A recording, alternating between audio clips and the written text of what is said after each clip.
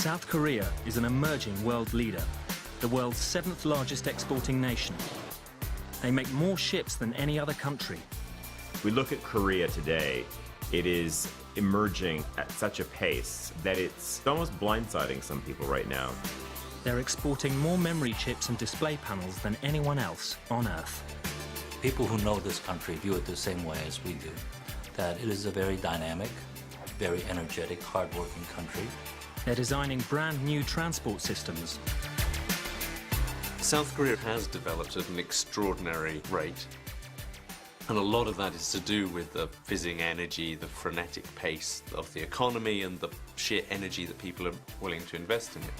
And they're creating world-class art, cinema, and music. It's exciting for music to be such a big part of culture here. In the last 100 years, South Korea has been invaded, subjugated, and divided. But within 2 generations, it's brought about an economic miracle that's changed the face of the nation and put this country of nearly 50 million people onto the world stage.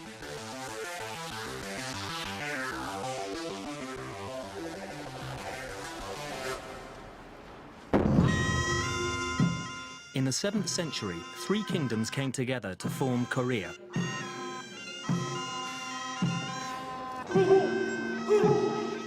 Today, the country's physically divided, the result of a war that began in 1950 and never ended.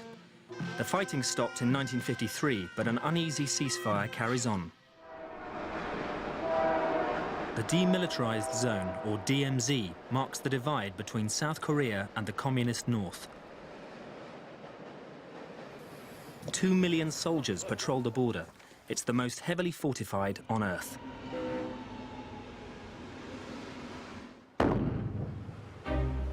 Sitting at the end of a peninsula, South Korea is the size of Kentucky, with Japan to its east and China above North Korea.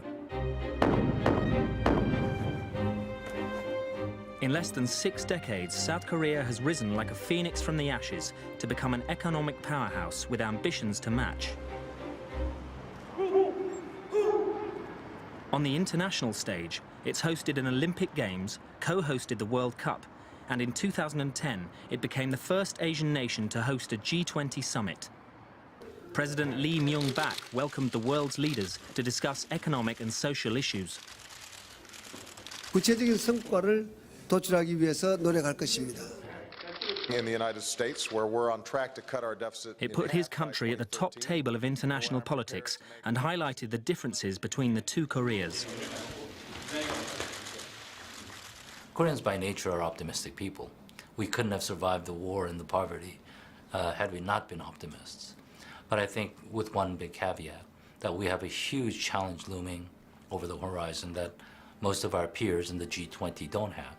And that is the challenge of what to do with North Korea.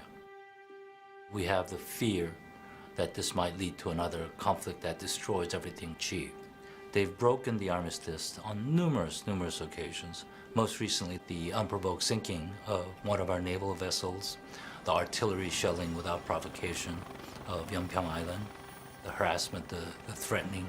All of this casts a very long, dark, uncomfortable shadow over South Korea. North Korea remains a secretive, totalitarian state. Run by a dynastic family who've controlled it since the ceasefire, it has one of the world's largest standing armies. North Korea, after the Korean War, was equally devastated, but having had an industrial base prior to the Korean War, the North Korea recovered faster, and even into the late 60s, North Koreans were relatively wealthier. Not a great deal, but they were better off than South Korea. But today, they're 1/30th, if that, of our GDP. South Korea is a country that was raised by war, and that total destruction of the war has given it a lot of the impetus for building from scratch. So when we look at many of the industries, people were willing to take very bold decisions because essentially they had nothing to lose. The foundations of South Korea's economy were built through government-sponsored schemes that encouraged the growth of family-owned industrial conglomerates known as chaebols.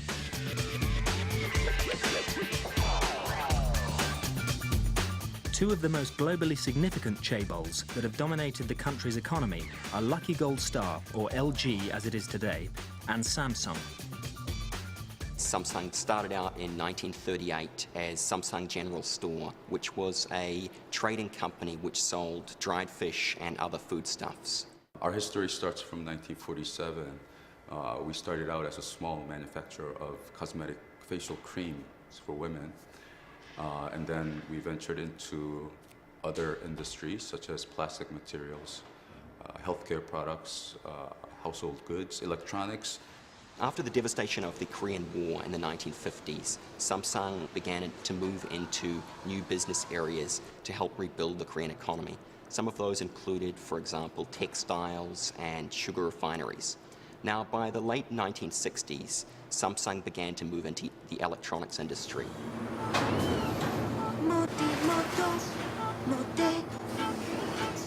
Hyundai is another of Korea's top chaebols. Its founder, Chung Ju-young, was born into a peasant family. He typifies the post-war breed of South Korean entrepreneurs. He went on a whirlwind tour of Europe. He first of all secured a set of orders from the Greeks that if he were able to build a shipbuilding industry, then they would buy ships from him.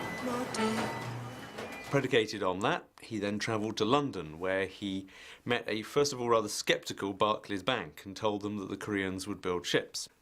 And something about the charisma of the man persuaded Barclays that they should fund his project. And from nowhere, he went back down to the small fishing town of Ulsan, built dockyards, started building ships, and before long, the Koreans were the biggest shipbuilders in the world.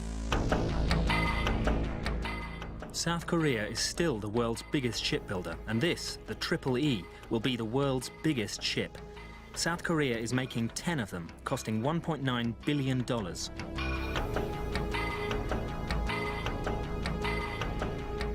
As long as the Empire State Building is tall and as wide as an 8-lane highway, each ship can carry 18,000 containers, enough to transport 18 million flat-screen TVs.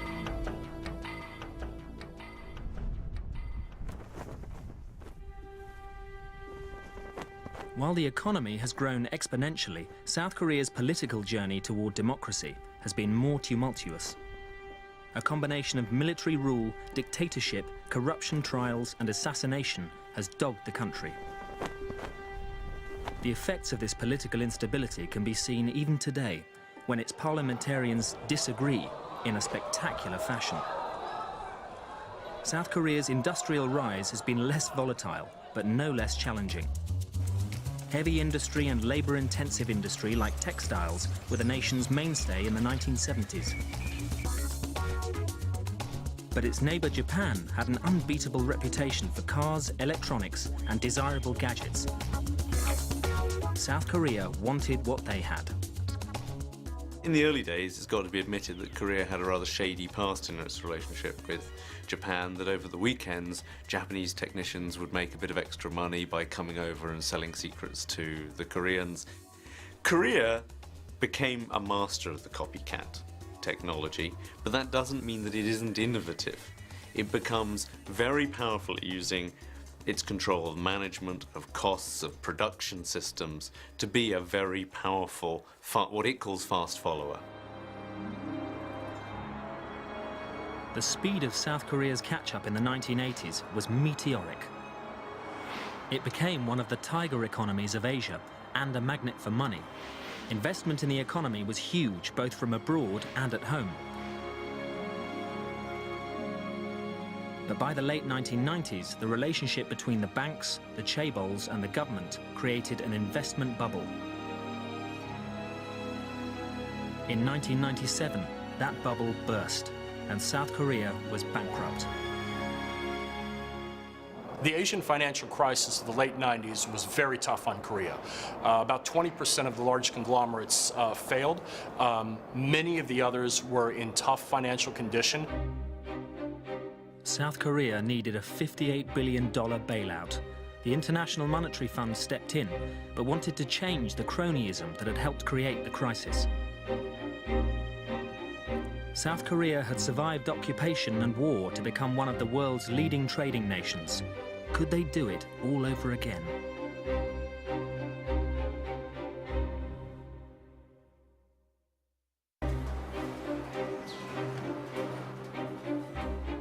Looking at the gleaming cars rolling off this Hyundai production line at a rate of 12,000 a day, it's hard to believe that 14 years ago, South Korea was bankrupt. Back in 1997, to save their country's failing currency, 3.5 million Koreans donated jewelry and 227 tons of gold, which drove the global price of gold down to an 18-year low, but helped raise more than $1 billion and demonstrated how determined the whole country was to rebuild its fortunes. There is a sort of esprit de corps, I have to say, and there is a very strong Korean national identity. This monument symbolizes the suffering of Korean families who can't return to the north since the ceasefire. This country has come so far so fast.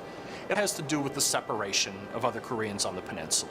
And it has to do with the sort of yearning to create a greater Korea, a greater presence on the world stage. So I think that's the driving force. The International Monetary Fund's $58 billion loan to bail out the country came with provisos. The banking system was restructured and the chaebols underwent change. Hyundai was at that time part of a larger Hyundai group that was diversified enough that even though it had problems, its survival still looked pretty solid. And in fact, realized that there was a good opportunity for acquisitions. That was the time that we were able to buy half of Kia, which at that time was the second largest automaker in Korea and was in real danger of failure.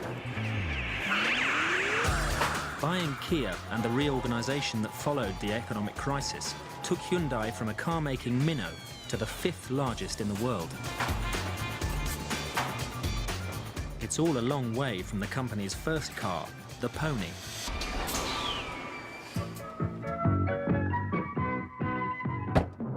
There was kind of a kit of parts. It was almost a United Nations of vehicles. The manufacturing and the engineering know-how came from the UK, the design came from Italy, the engine came from Japan. It was produced here. It was a little hatchback coupe that we started exporting to the rest of the world.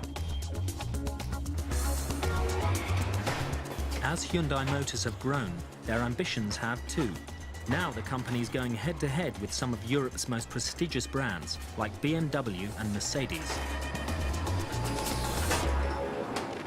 The ambition early on was to produce vehicles. If you build them, they'll sell. We found out pretty quickly that if you build too many, you can get out ahead of your quality process. And so in 2000, we really retrenched and said, we're not going to focus on volume anymore, we're going to focus on quality. And spent the past 10 years reassessing what success meant. We think now success doesn't necessarily mean being number one. The goal now is to try and be the world's best automaker, and honestly, if we do that, the rankings will come on their own. When Samsung had problems with quality control, they chose a different way of dealing with it.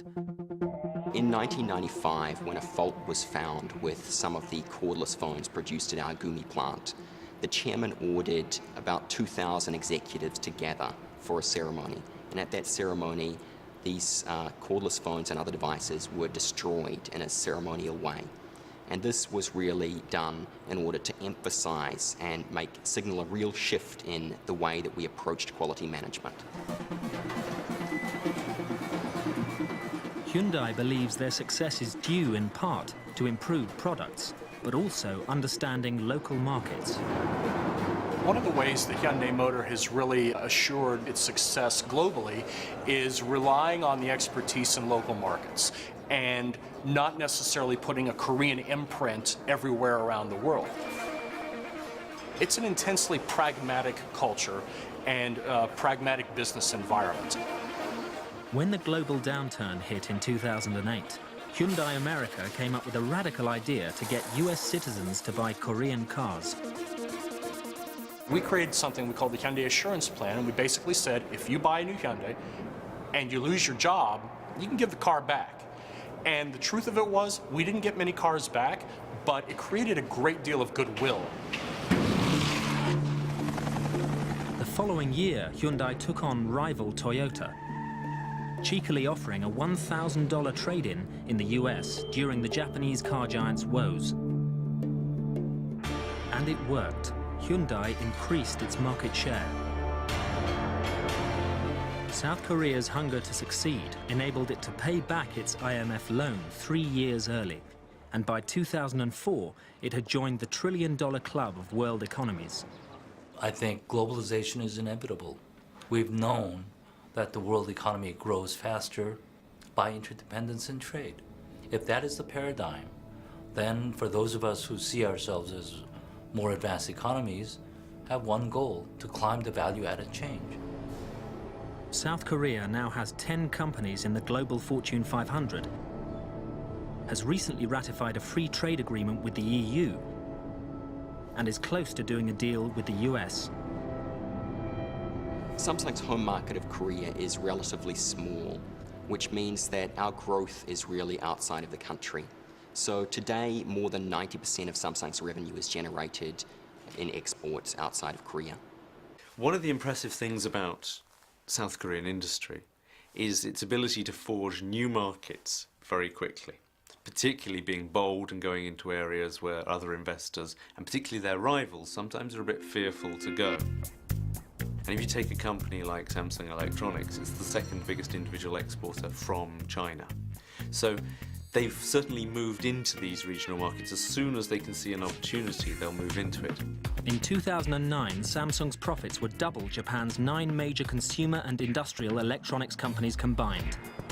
In 2010, Samsung posted record sales, putting them ahead of Hewlett-Packard and Siemens. China is one of our most important markets today. It makes up around 16% of our global revenue. Obviously, with the growing Chinese middle class, there's a lot more demand these days for premium electronics products, like our flat-screen TVs and smartphones. In 1990, there was only one flight a week between South Korea and China. By now, there are hundreds of flights each week. Now the push is more gravitating towards Vietnam and Indonesia. These are, again, tough markets. And the Korean background, coming from a nation raised by war, has created very bold leaders who like the idea of slightly tough, hard-to-work-in environments. And they're more willing to go there than, say, Japanese companies that can be more wary. If an American company opens a shoe factory in Indonesia, the Koreans will move there within months to build up a shoe factory to compete with it. In other areas, they are just being bold. At the moment, they're even looking at real frontier markets like Cambodia. So they're looking to build the first really big international airport in Cambodia, real estate, leisure there. They're outstripping the Chinese at the moment in the amount that they're investing into Cambodia. They're the biggest expatriate community in Indonesia. So they're really on the march in these kind of frontier markets. By 2009, South Korea was the world's 9th largest exporter. In display panels, memory chips and shipbuilding, they ranked #1. In mobile phones, 2nd. Cars, 5th. Petrochemicals, steel and textiles were all in the top 10. But there are new global markets in South Korea's sights, the so-called soft power service industries. These are not factory but city-based, and they need highly educated individuals to create new wealth. Can South Korea Inc. become a world beater here as well?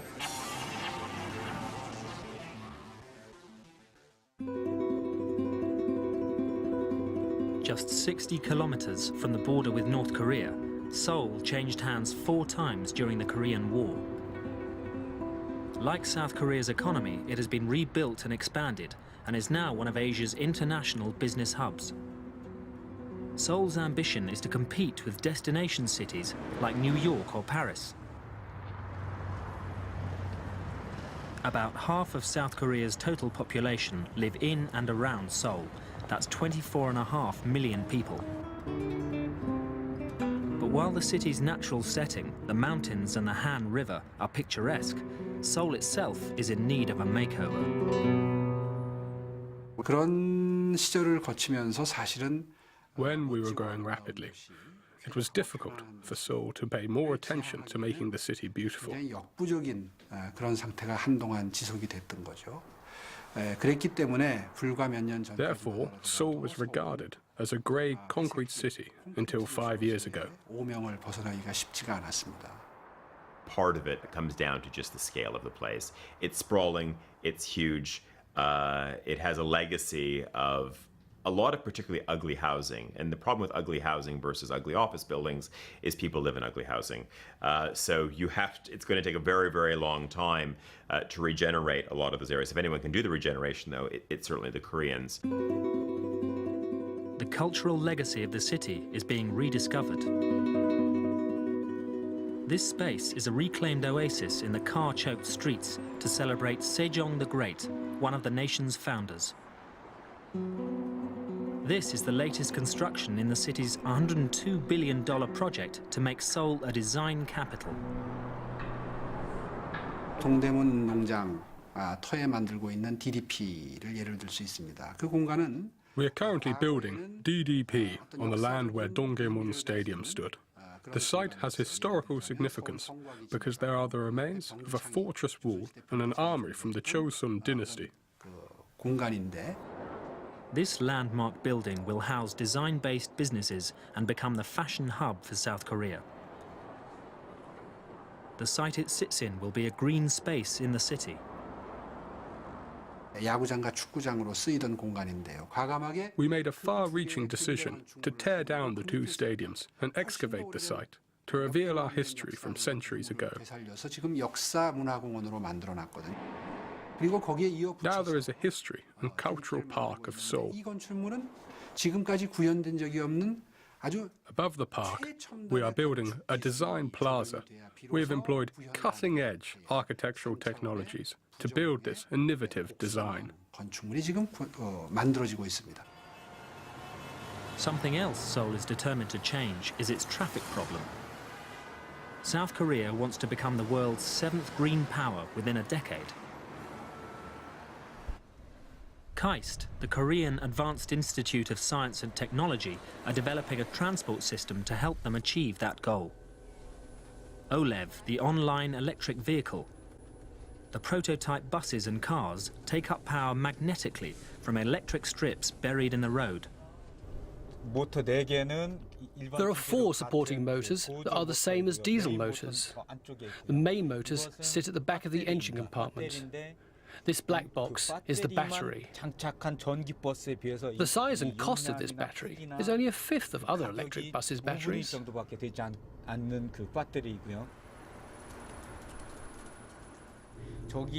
The screen over there has a green indicator for drawing the charge and a yellow one for recharging the battery.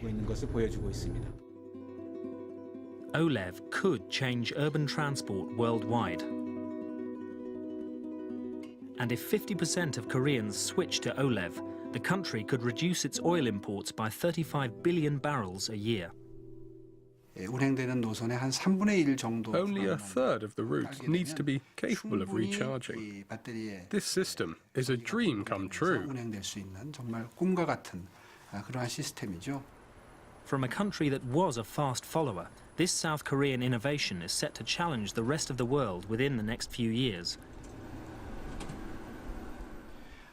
이러한 변화들이 아마 I think we will amaze the world with this innovative advance in transportation. 세계에 퍼져나갈 수도 있다고 저는 생각을 합니다.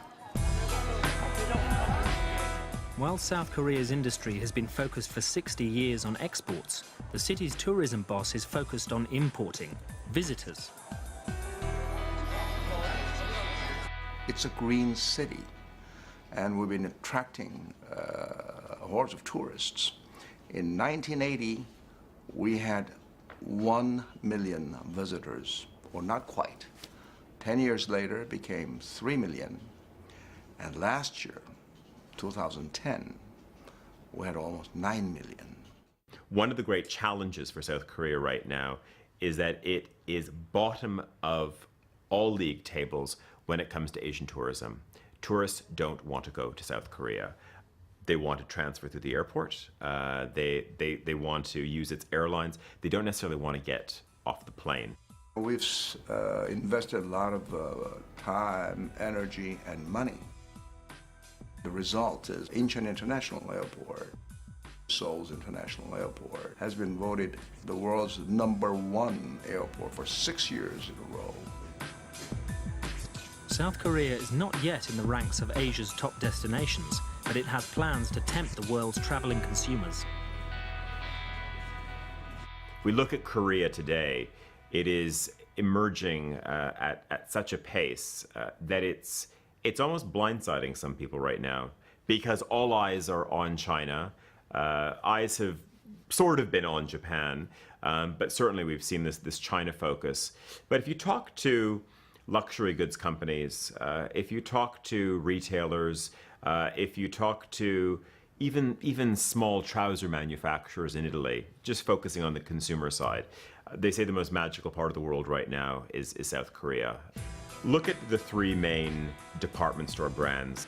These are not global household names yet, but you've got Shinsegae, you've got Lotte, you've got Hyundai. Three stores which rival pretty much anything in Tokyo.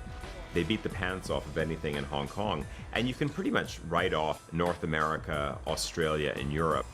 In a very short span of time, our bathroom cupboards or women's cosmetics bags are going to be full of Korean brands that are already billion-dollar companies in their own right.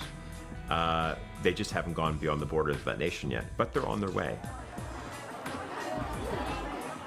Millions of tourists do come, and thousands of people who work for multinational companies do stay. Seoul offers both luxury shopping and its own fast food. Bindaetteok could be Korea's contribution to the menu of international foods found across the globe, like hamburgers and pizza. There are 3 or 4 things that the Koreans do incredibly well, which are also quite easy to transfer into a fast food format. Here is something which is taking fresh ingredients and mixing them together, and you've got the wonderful taste and the ease of Korean pancakes. 우리나라에 Fast food culture was introduced by the West to Korea. So I think we can export Korean fast food, which has lots of vegetables and fermented ingredients, to the West. I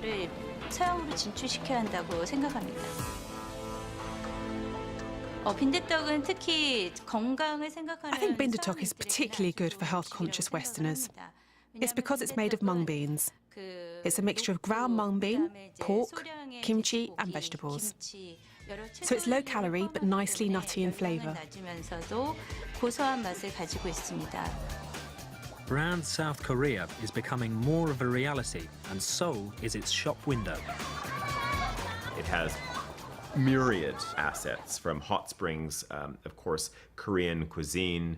There's great shopping, there's amazing service. It has all of these things, but it hasn't been able to bundle together all of these raw assets into a strong, compelling national brand. When people are asked to relocate for work to cities like New York or Stockholm, lots of people think this is good news. So perhaps after 10 years, Seoul might become one of those cities where people want to live before they die. That's one of my hopes for Seoul. While Seoul is making itself more beautiful, underneath, the city's heartbeat is digital. It's the most wired city anywhere and has world-beating creativity coursing through its veins.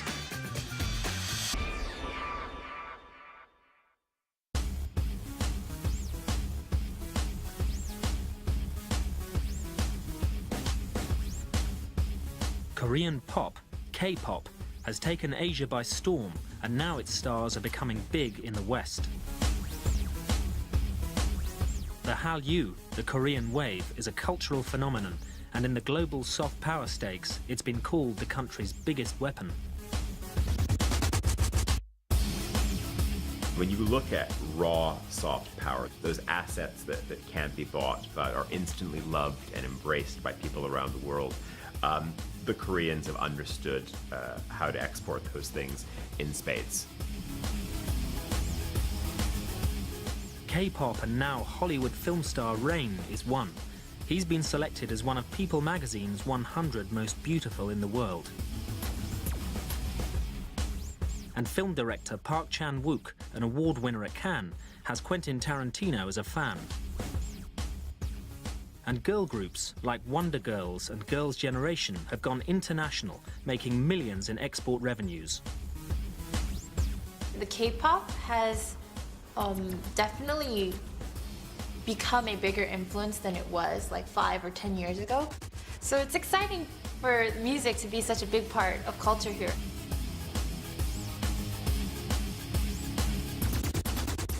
Thanks to the internet, you know, not just Asia, but all around the world. So it's been globalized, and I think a lot of the fans around the world are enjoying the Korean music because it's easier to reach to, and it's entertaining. When you talk about exports, what gets out there quickly, what gets out there quickly in a wired world? Well, then we're talking about film, and we're talking about music, and we're talking about television. As well as K-pop, Korean soap operas, miniseries and films have won a huge following in Asia and across the world. Lee Byung-hun, star of Hollywood's G.I. Joe, has joined the ranks of other famous Koreans like Daniel Dae Kim and Kim Yoon-jin from US TV's Lost. And Koreans are making an impact in sport as well, like Olympic skater Kim Yoo-na, golfers KJ Choi and Pak Se-ri, and footballer Park Ji-sung, who plays for the world-famous Manchester United. I think the great appeal of South Korean culture from a pop culture point of view is, it sounds odd, but it's neutrality. I mean, the Koreans have become the acceptable, loved face of Asia. So if you are in Malaysia, you happen to love these Korean pop groups. You know, if you're in Japan, you love those dramas. And if you're in Thailand, you like those actors and actresses. It's not only mass culture that has surfed the Korean wave. Korean art has gone mainstream in capital cities across the globe. The renowned Saatchi Gallery will show only Korean art when the 2012 Olympics is in London. Historically, South Korea is more worldly because its people are part of the cultural exchange. I think if you look at the current creative boom that's coming out of South Korea, it's benefited from two things. One is the enormous Korean diaspora around the world, and that's Koreans in Australia, the US, Canada, the United Kingdom. I think the other side, though, is education, just the sheer number of Koreans who go abroad to study. And what that brings them is a number of things. It's just exposure to different markets. You know, it delivers an understanding of how other people think, what makes other consumers tick. Per capita, there are more South Koreans studying in America than from any other country. In the 60s, during South Korea's political unrest, hundreds of thousands had emigrated to the US, but now many Korean Americans want to come back. Many of them settled in the US, and we now even have hundreds of thousands of young people in their 20s and 30s in the US who are very Americanized, somewhat global, who want to come back home. And many try, but they find that the market here is extremely competitive because the Korean youngsters have in the meantime become far more globalized than their Korean American cousins who are insular, relatively speaking, who grew up in the US. This is a very interesting development.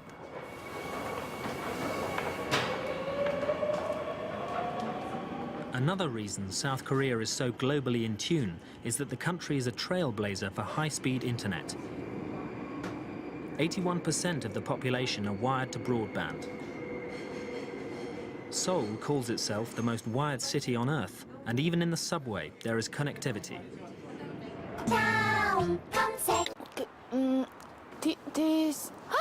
Look, we are here. First, go. Daum, meaning next, is South Korea's favorite search engine and social networking site. 4 out of 5 are registered users. And this new digital world is changing some traditional Korean aspirations. 과거에는 이제 한국에는 그런 풍습이 있습니다. 그러니까 돌 첫 번째 생일이 되면 Traditionally, on a Korean baby's first birthday, it's encouraged to pick up something from the party 그 table. 아이가 그것을 잡게 합니다. They put out things like money. 잡았을 때 그 아이의 미래를 같이 점치면서 이제 축하해주는 가령 예를 들면 아기가 이제 돈을 If the baby selects money, it will become a business tycoon. 축하를 해주는 것이 있었는데요. Recently, parents have started putting down a computer mouse, so if the baby picks it up, they'll succeed in IT. IT 업계에서 이제 큰 일을 하게 될 것이다. You see, the internet is so widely used that it's even changing our traditions. 인터넷이 사람들의 생활 속에 녹여들면서 사소한 풍습들을 바꿔나가는 걸 볼 수 있습니다.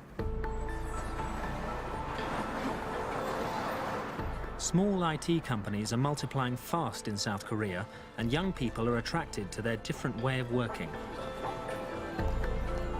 는 이제 그 소위 좋은 대학을 나오고 이렇게 실력 In the past, graduates from the top universities wanted to work for chaebols, but now they want to join IT companies, where they can work on their own initiative, unlike at the big companies.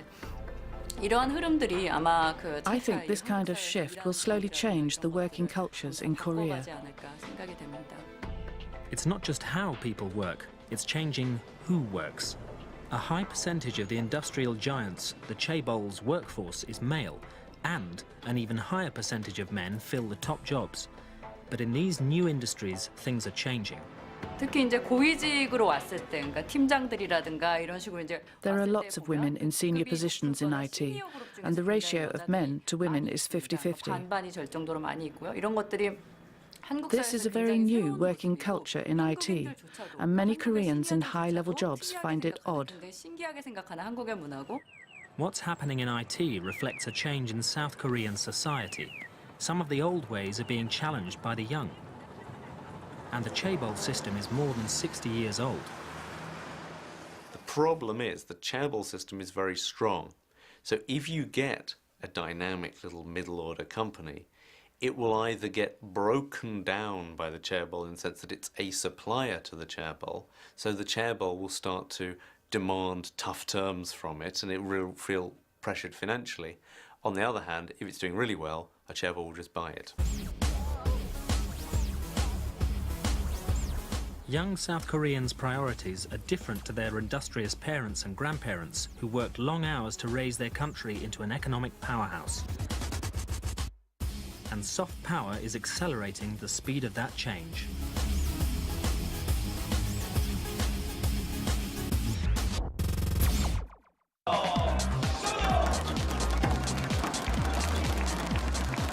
These Koreans are world leaders in online gaming. They're e-sport players, competitive video gamers, and in South Korea it's big business. A byproduct of the broadband boom, some 17 million Koreans are gamers, and hundreds of thousands watch their heroes in action. E-athletes pitch their skill at obliterating opponents, whether they're in the same room or across the globe. Matches are broadcast onto dedicated TV channels, and the top players' fan clubs are bigger even than many K-pop stars. Koreans love e-sport because we have a professional league and e-sport athletes are very competitive. With so many fans, I hope that e-sport can get even bigger. Born in a digital age, young Koreans expect instant gratification. Especially the younger generation are used to speed. They're speed addicts. When they turn on their computer, they want it to boot instantly. 30 seconds is too long. They want to be everywhere all at once, unless we're able to provide services that take these young people where they want to be very, very quickly, either in cyberspace or in real space. We have problems. South Korea wants its young people to be as nationally proud and committed as their parents are to the enormous advances the country has made. But there are problems. Its infrastructure, education, politics, and law still lag behind the best in the world. President Lee Myung-bak has reform on the agenda, but the speed of change has been questioned. A lot of Koreans really mistrust their political elite, their judiciary, even their own military. So there are lots of areas where the Koreans still feel that reform is needed.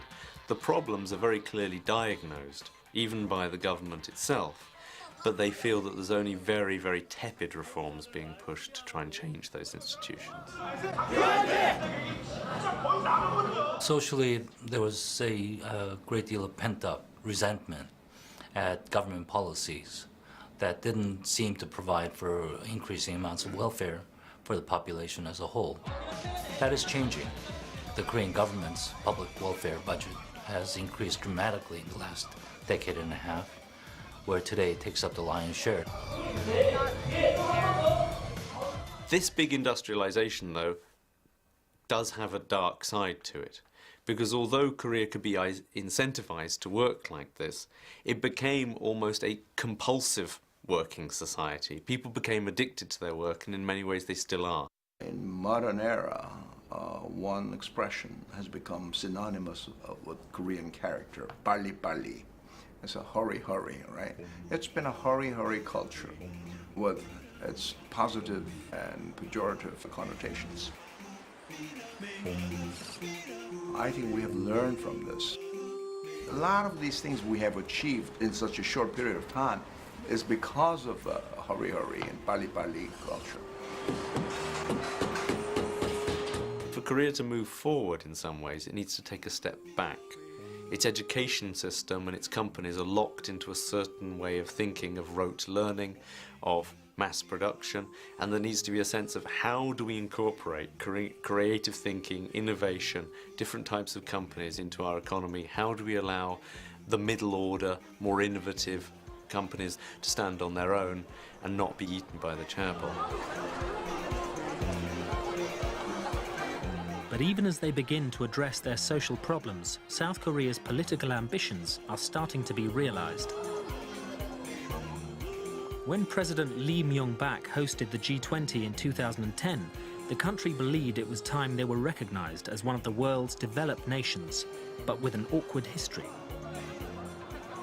Because of North Korea always sitting there looming on the border, South Korea has always wanted to be known for, first of all, its democratic triumph and throwing off a military dictatorship at the end of the 1980s that then was almost celebrated by the Olympics. Then, later in 2002, we have the World Cup shared with Japan, which they saw as another great coming out festival, which again so upset North Korea that they tried to upset it with a naval battle off the coast at the same time. And then, more recently, last year, we had their presidency of the G20. At the G20, the South Koreans presented an initiative suggesting a different way to give aid to underdeveloped countries. And the head of the IMF praised Korea for its intellectual leadership. Now, we spent a lot of time in the history of Korea looking at Korea as a nation that was a fast follower, that was master of catch-up or being a copycat. So when he went out and praised some of the economists from Korea as being intellectual leaders, that was something new. I think over the next decade, we're certainly going to see more and more spheres of life where the Koreans are giving leadership, ideas and creative thinking, fields where we haven't even seen them before.